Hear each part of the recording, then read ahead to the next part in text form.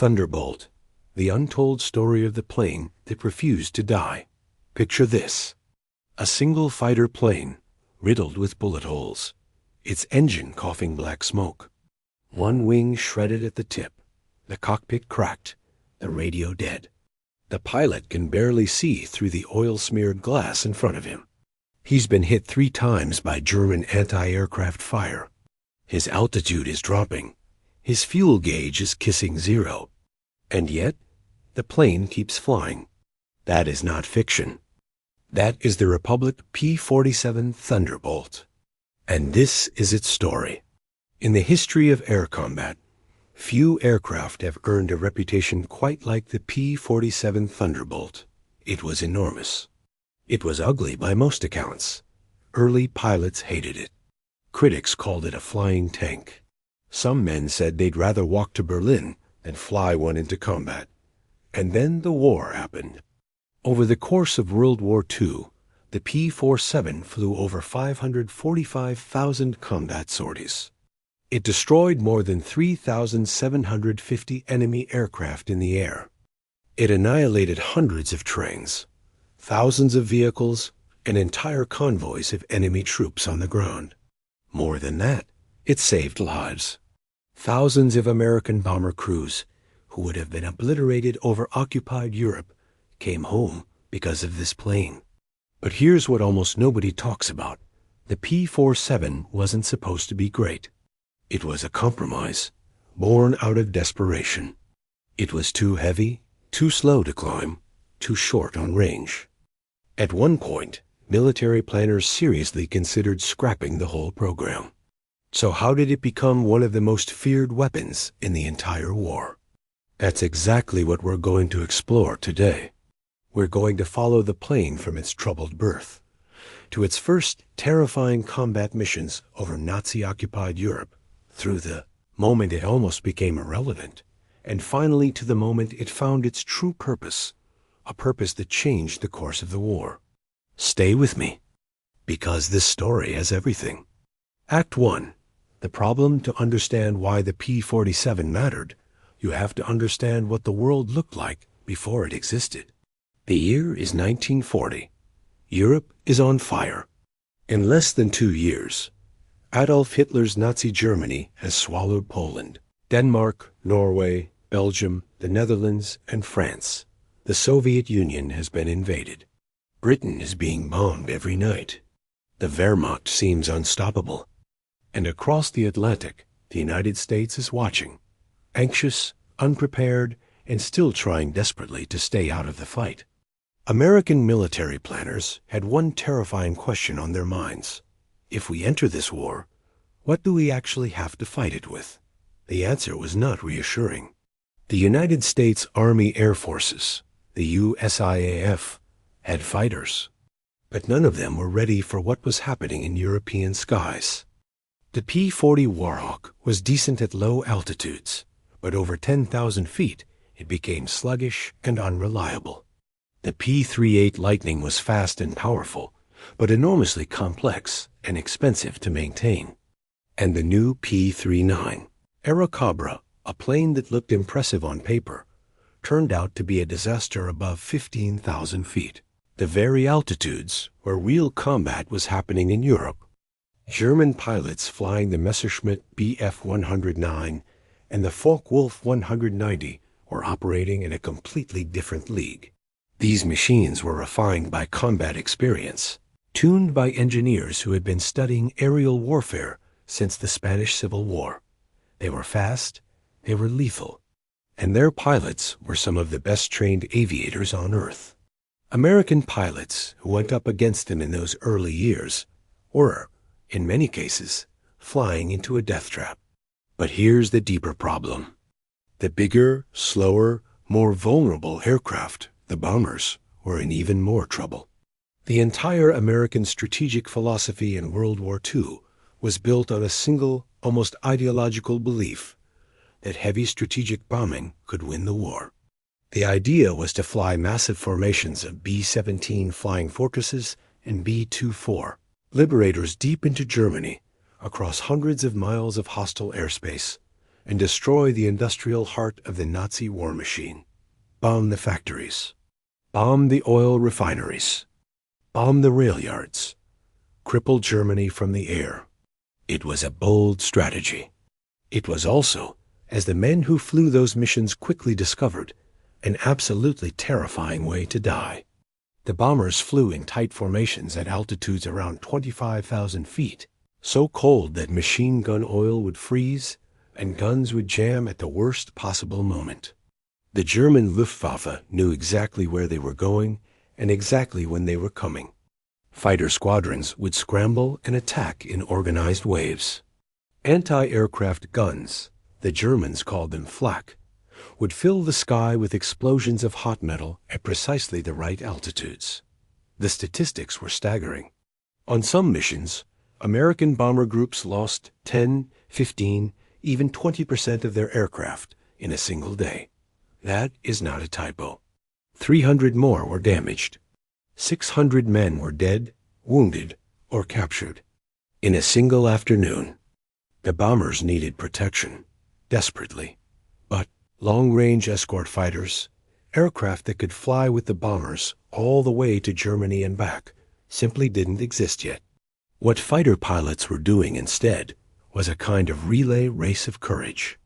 American P-38s and the early Spitfires on loan from the Army. British would escort the bombers as far as their fuel allowed, then turn back. For the last leg of the journey, the most dangerous part, deep over Germany, the bombers were on their own. German pilots knew this. They would wait. They would circle just out of range until the escort fighters turned back, and then they would strike. The men who flew those unescorted bombers knew the odds. They knew the statistics. And they climbed into their planes anyway, every single day. The courage it took is almost impossible to comprehend. This was the problem. This was the burning need that the P-47 was about to step into. But first, it had to be born. And that story is stranger than you might imagine. Act 2, Birth of the Thunderbolt Alexander Kartveli, was not a man who thought small. Born in Tbilisi, Georgia, the country, not the state, Kartveli had trained as an aeronautical engineer in Paris and eventually made his way to the United States, where he went to work for a company called Republic Aviation on Long Island, New York. He was brilliant, driven, and completely uninterested in the conventional wisdom of what a fighter plane should look like. In 1940, Kartveli was handed a problem that would have intimidated most engineers. Design a new American fighter that could operate effectively at high altitudes, above 25,000 feet, with the power to take on the best German aircraft and survive. Oh, and it needed to be able to carry enough fuel to escort bombers on extended missions. Kartveli sat down with his team and began sketching. The solution he arrived at was logical, in a brutal engineering kind of way. To fly at high altitudes, you need a supercharger, a device that forces more air into the engine so it can breathe in the thin upper atmosphere. The most powerful supercharger available was enormous. It required a massive engine to drive it. Specifically, the Pratt & Whitney R2800 Wasp, an 18-cylinder radial engine about the diameter of a dining room table. That engine needed cooling ducts, exhaust pipes, and a turbo supercharger system so complex that it ran all the way down through the belly of the aircraft, which meant the plane needed a large fuselage to accommodate all of it, which meant the plane needed big wings to generate enough lift for that heavy fuselage, which meant the whole aircraft became enormous. When the first prototype rolled out of the factory in May 1941, pilots who saw it did a double take. This thing was huge. Compared to the sleek, nimble fighters of the RAF, the Spitfire and the Hurricane, the Thunderbolt looked like it belonged in a completely different category of aircraft. Its round nose, its barrel-like fuselage, the enormous air intake beneath the engine cowling that gaped open like the mouth of some angry beast. Test pilot Lowry Brabham climbed into the cockpit for the first flight on May 6, 1941. He later said the view from up front was so commanding. You sat so high, in a cockpit so wide, that it felt less like a fighter and more like flying a building. But then he pushed the throttle forward. The double Wasp engine roared to life with a sound that people on the ground described as physical, a vibration you felt in your chest. Brabham shot down the runway and lifted off. And the Thunderbolt, this enormous flying tank, climbed at over 2,500 feet per minute and hit 412 miles per hour in level flight. Those numbers were stunning. They were competitive with anything flying anywhere in the world at that moment. The United States Army Air Forces placed their first order. The Republic factory went into full production. And in November 1942, the first P-47s crossed the Atlantic by ship and arrived in England, assigned to the 56th Fighter Group, which would go on to become the most successful American fighter unit in the entire European theater. Now, and this is where the story gets complicated, the pilots who were supposed to fly these new aircraft were not impressed at all. The pilots of the 4th Fighter Group, who had been flying British Spitfires on loan, were openly hostile. When they first saw the Thunderbolt, some refused to accept the transfer. The Spitfire was a thoroughbred, light, agile, responsive. The P-47 was a tank. It was heavier than any fighter they'd ever seen. It was so big that if you belly landed one, the massive engine would sit on top of the cockpit.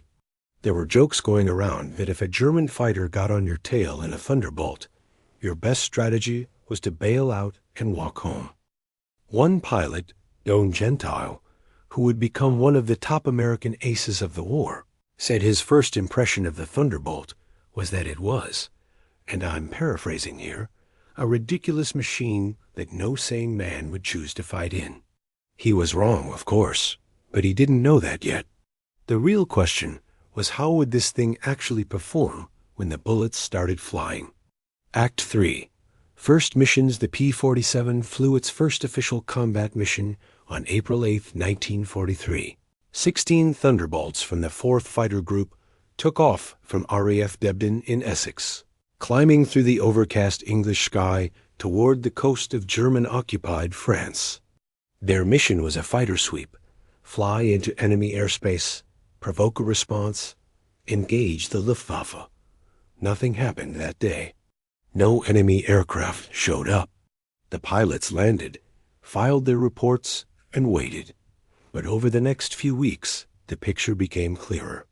And the results were mixed. First, the good news. At high altitude, above 15,000 feet, the Thunderbolt was a monster. That massive Pratt & Whitney engine, force-fed by the turbo supercharger, produced power that few aircraft in the world could match at those heights. In a dive, the P-47 was almost untouchable. It accelerated so ferociously that pilots described the feeling as being launched from a cannon. Top speed in a dive exceeded 500 miles per hour, territory that took the aircraft close to the physical limits of propeller flight. German pilots quickly learned that if a Thunderbolt dove on you, you had a serious problem. Now the bad news. Below about 15,000 feet, the P-47 was in trouble. It was slow to accelerate. It was not particularly agile. Against the nimble Focke-Wulf 190, which could turn tightly and climb quickly, the Thunderbolt could be caught at a disadvantage, especially if the fight got low and slow.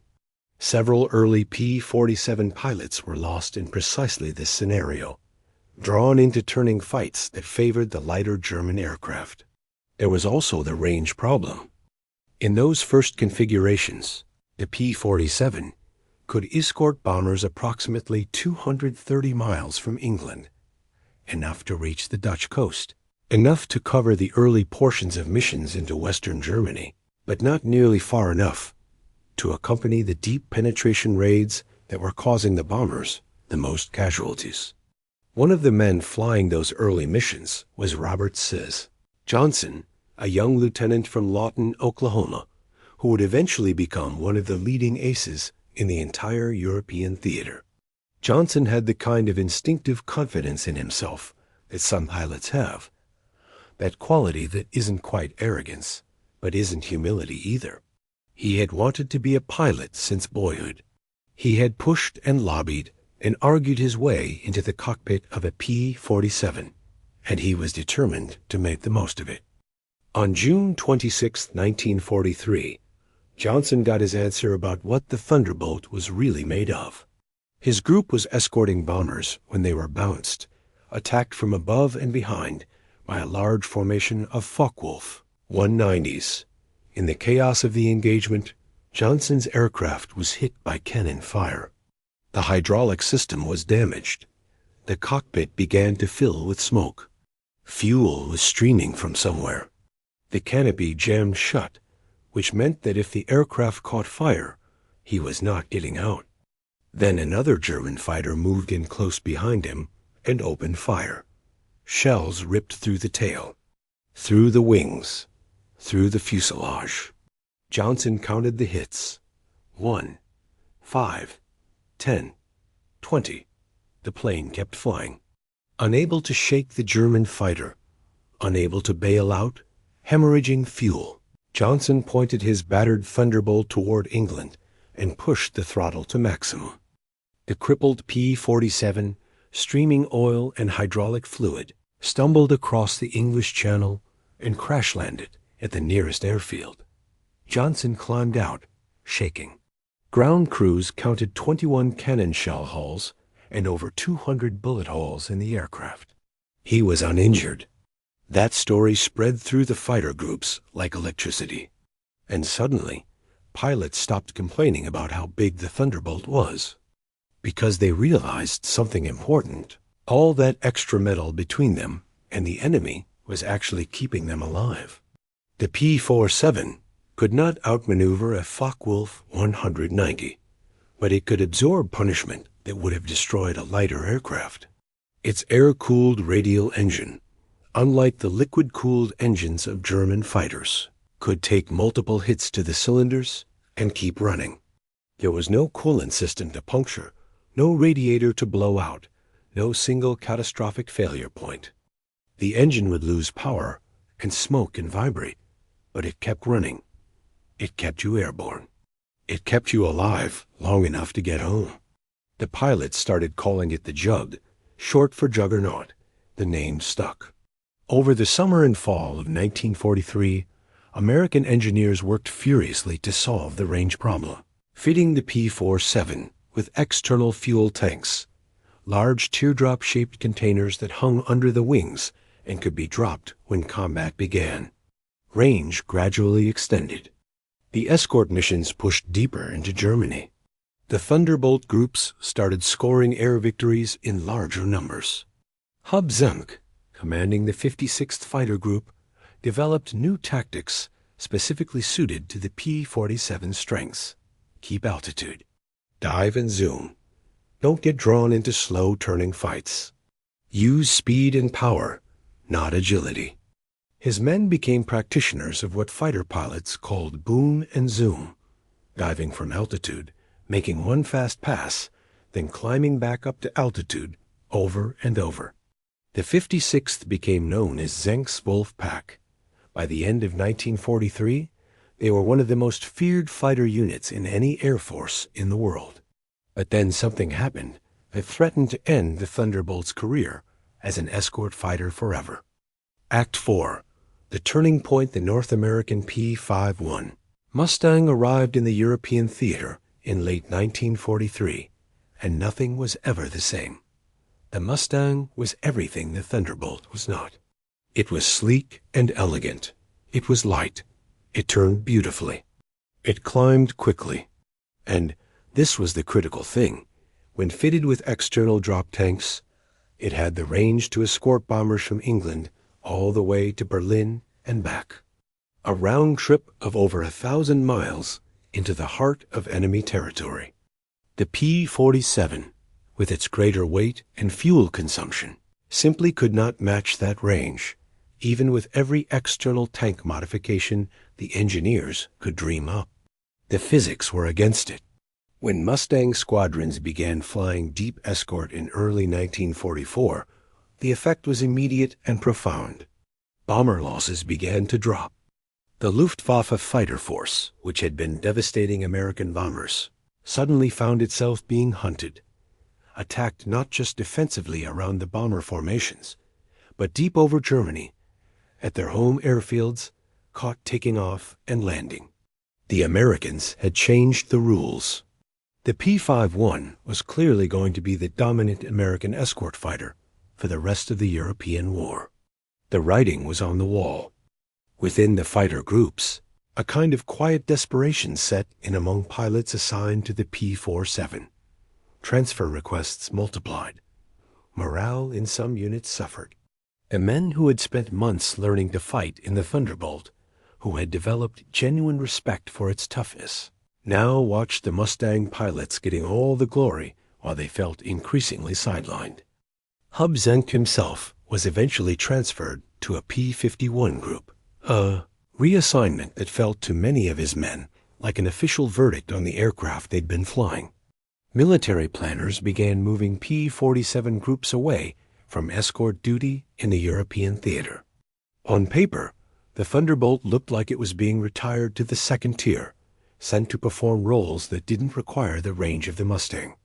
But here's the thing about this story. The people who thought the P-47 was done had completely misunderstood what it was capable of. Because the role that was about to be handed to the Thunderbolt, the role it turned out to be supremely, almost uniquely perfect for, was something that no one had fully anticipated when Alexander Kartveli first put pen to paper back in 1940. What the P-47 was about to become was arguably more important than anything it had done as a bomber escort. It was about to become the most devastating ground attack aircraft the Allied forces possessed. And the transformation would begin with a few simple questions. What happens when you take a virtually indestructible aircraft, load it with bombs and rockets, and turn it loose on everything that moves below 10,000 feet? Act 5. The real power interdiction. It's a military word that sounds bureaucratic and dry. But the reality of what it meant in World War II was neither dry nor bureaucratic. Interdiction meant this: destroy the enemy's ability to move, cut the roads, demolish the bridges, destroy the trains before they reach the front, blow up the fuel depots, the ammunition dumps, the supply columns snaking through the countryside. If you can stop the enemy from getting food, fuel, and ammunition to his fighting men, you don't have to defeat the army. The army defeats itself. It was a concept that required an aircraft that could operate low and fast, absorb ground fire without falling apart, carry a significant weapons load, and be produced in enough numbers to cover vast areas of territory. The P-47 checked every single box. Starting in late 1943 and accelerating dramatically through early 1944, American P-47 groups began a campaign of systematic destruction against everything that moved in occupied France, Belgium, the Netherlands, and Western Germany.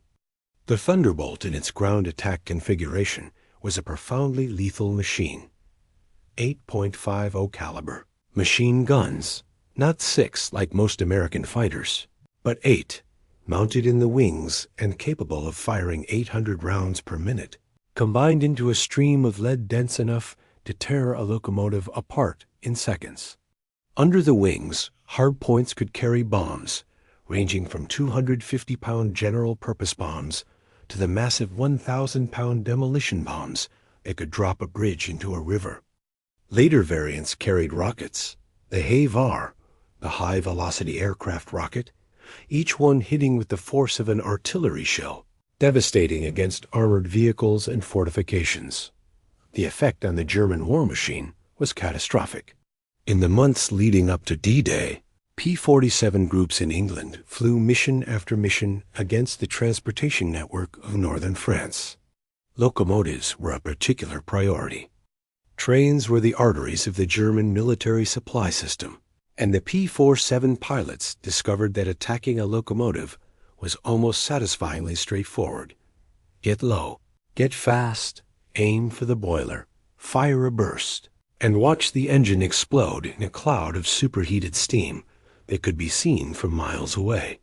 German train drivers learned to abandon their locomotives when they heard the distinctive roar of approaching thunderbolts.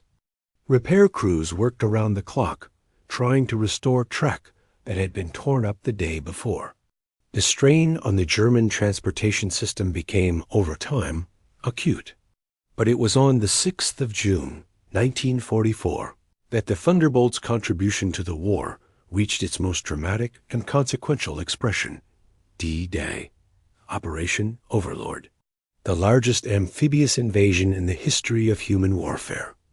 On that morning, as 156,000 Allied soldiers crossed the English Channel toward the beaches of Normandy, Allied air power was everywhere. Bombers pounded coastal defenses. Fighters flew combat air patrol to protect the fleet. And P-47 groups, dozens of them, were assigned a mission that was as simple in concept as it was terrifying in execution. Nothing moves on the roads behind the German lines. Nothing. German commanders, once they realized the scale of the Allied landing, scrambled to respond. The 2nd SS Panzer Division Das Reich, one of the most feared German armored units, equipped with Tiger tanks and veteran soldiers, was ordered to move immediately from the south of France to Normandy, a journey of roughly 450 miles. Under normal circumstances, an armored division moves fast, but these were not normal circumstances. The French resistance was blowing up rail lines. SS officers were committing atrocities against the civilian population in acts of murderous frustration, and overhead, hunting them continuously with the Thunderbolts. The journey that should have taken 3 days took 17. Every daylight hour, pilots swooped down on the column, hitting tanks, half-tracks, fuel trucks, staff cars. German soldiers learned to abandon vehicles the instant they heard the approaching thunder of Pratt & Whitney engines. The column dispersed into forests, hid under bridges, moved only at night. By the time Das Reich reached Normandy, the Allied beachhead had been consolidated. The critical window, those first days when a vigorous German armored counterattack might have pushed the Allies back into the sea, had passed. That delay, historians have argued, may have saved the entire D-Day invasion. P-47 pilots also played a decisive role in Operation Cobra. The breakout from Normandy in late July 1944, when American ground forces punched through the German lines and began the dash across France. Cobra opened with a massive carpet bombing that was supposed to be followed by an immediate armored breakthrough. But German resistance, though shattered, didn't simply dissolve. Wherever German units tried to regroup, wherever a column of vehicles tried to move, wherever a Tiger tank tried to change position, Thunderbolts appeared. General George S. Patton, commanding the Third Army in its famous race across France, publicly credited the P-47 groups supporting his advance with making his operations possible. Patton was not a man who gave compliments lightly. The Thunderbolt was no longer a second-tier escort fighter humiliated by the arrival of the Mustang. It was the dominant ground attack aircraft of the Western Front, and it was killing the German war machine one train, one tank, one convoy at a time. Act 6. Stories from the front. Behind all those mission statistics, the sorties flown, the vehicles destroyed, the bridges dropped, are human beings. Young men, most of them. Boys, really, by the standards of what the world asks of adults today. 20-year-olds sitting in cockpits over a foreign country, making life-and-death decisions in fractions of a second. Their stories are the real heart of this. Take the story of Lieutenant Colonel Francis Gabreski. Gabby, as everyone called him, was a Polish-American pilot from Oil City, Pennsylvania, who had actually flown with the Polish squadron of the Royal Air Force before America entered the war. By the time he was flying P-47s with the 56th Fighter Group. He had seen more combat than almost anyone in the USAF. Gabreski had a gift for aerial combat that his fellow pilots described in almost mystical terms: an ability to find aircraft before they found him, a spatial awareness in three-dimensional space that seemed superhuman. He accumulated victories at a rate that made him a legend. By the summer of 1944, he was the leading American ace in the European theater, with 28 aerial victories to his name. On July 20th, 1944, Gabreski's tour of duty was almost over. He was scheduled to go home. He flew one last mission, a strafing run against a German airfield. Coming in low, he pulled up slightly too late, and his propeller touched the ground. The P-47 cartwheeled across the airfield, and Gabreski was captured. He spent the rest of the war as a prisoner. He never forgave himself for that. Not for being captured. He couldn't control that. For letting his guard down on the last mission. For thinking, even for a fraction of a second, that the danger was past. Then there is the story of Quince Brown, a pilot whose name is less famous, but whose experience captures something essential about the Thunderbolt and the men who flew it. Brown was flying a ground attack mission over Germany in the winter of 1944, when his aircraft was hit by concentrated anti-aircraft fire. One shell came through the bottom of the cockpit and exploded, filling the space with shrapnel and fire. Brown was hit in both legs. He was bleeding badly. The cockpit filled with smoke. His instrument panel was shattered. He had no way of knowing his altitude, his heading, or his fuel state. He flew by feel. He could barely move his legs to operate the rudder pedals, but he kept the aircraft roughly level and pointed west. West was the only direction that mattered. West was Allied territory. West was home. He crossed the front lines. His wingman, who had stayed with him the entire way, despite his own aircraft being damaged, guided him down toward an Allied airfield by radio. Brown landed, barely controlled, and was pulled from the cockpit by the ground crew. He'd lost so much blood that the doctors couldn't believe he was still conscious. The P-47, they noted afterward, had absorbed the initial explosion in its lower fuselage without losing structural integrity. A lighter aircraft might have come apart. The Thunderbolt had held together and given Brown the chance to fly himself home. Stories like this were not unusual. They accumulated in the pilot community, passed from unit to unit, becoming part of the mythology of the aircraft. Men who had initially despised the P-47 for its size and weight came to regard that size and weight as a kind of silent partnership, the aircraft looking after its pilot in ways that went beyond rational expectation. There were stories of P-47s landing with entire sections of tail surface missing, of aircraft returning with one cylinder of the radial engine blown completely off, still running, barely on the remaining 17, of aircraft so badly damaged that they were written off as total losses after landing, the pilot walking away from machines that by any normal engineering standard should have killed him. Republic Aviation's engineers estimated that the P-47 could sustain combat damage that would destroy any other single-engine fighter flying in World War II. That was not an advertising slogan. It was an observation born from experience. And then there were the missions themselves, the sheer intensity of what these men did on a daily basis. A typical ground attack mission in late 1944 might go like this. Take off before dawn. Form up with your flight of 4 aircraft. Cross the front lines at low altitude to avoid radar detection. Locate your target, a railway marshalling yard, a convoy, a pontoon bridge that German engineers put up overnight. Go in fast, below 500 feet. The ground is a blur.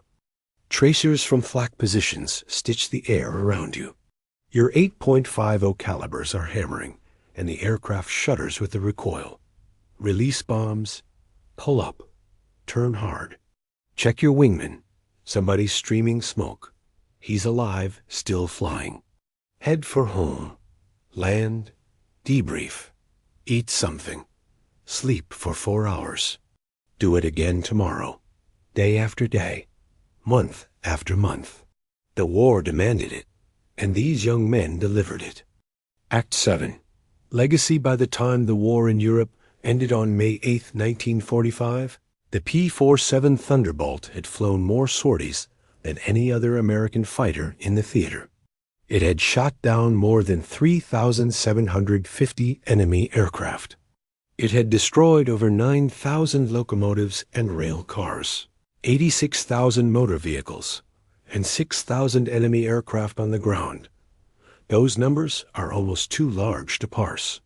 So let me give you a different kind of measure. Of all the American fighter pilots who flew the P-47 in combat during World War II, roughly 5,000 were killed. That sounds terrible, and it was terrible for every one of those men and their families. But consider the other side of that equation. P-47 pilots flew over 500,000 combat sorties. They faced one of the most capable and experienced air forces in history. They flew deliberately into some of the most heavily defended airspace in the world. And the overwhelming majority came home. The survival rate of P-47 pilots was significantly higher than that of any comparable fighter in similar operational conditions. The aircraft's toughness was a demonstrably life-saving quality, not merely a statistical curiosity. The P-47 was also produced in extraordinary numbers. Republic Aviation, working around the clock in its Farmingdale and Evansville factories, built 15,683 Thunderbolts during the war years, making it the most produced American fighter of World War II. More than any other aircraft, the P-47 was an industrial achievement as much as an engineering one, a product of what happened when American manufacturing capacity was pointed at a problem without limitation. In the Pacific Theater, the Thunderbolt story was no less remarkable. P-47 groups in the Southwest Pacific, flying from islands across the long campaign toward Japan, used the aircraft's range and firepower in ways similar to Europe, destroying supply lines, attacking airfields, and providing close air support to ground forces fighting through jungle terrain. In India and Burma, the Thunderbolt was the backbone of Allied close air support operations, a role it performed with the same lethal efficiency it had shown in France. After the war, the legacy continued.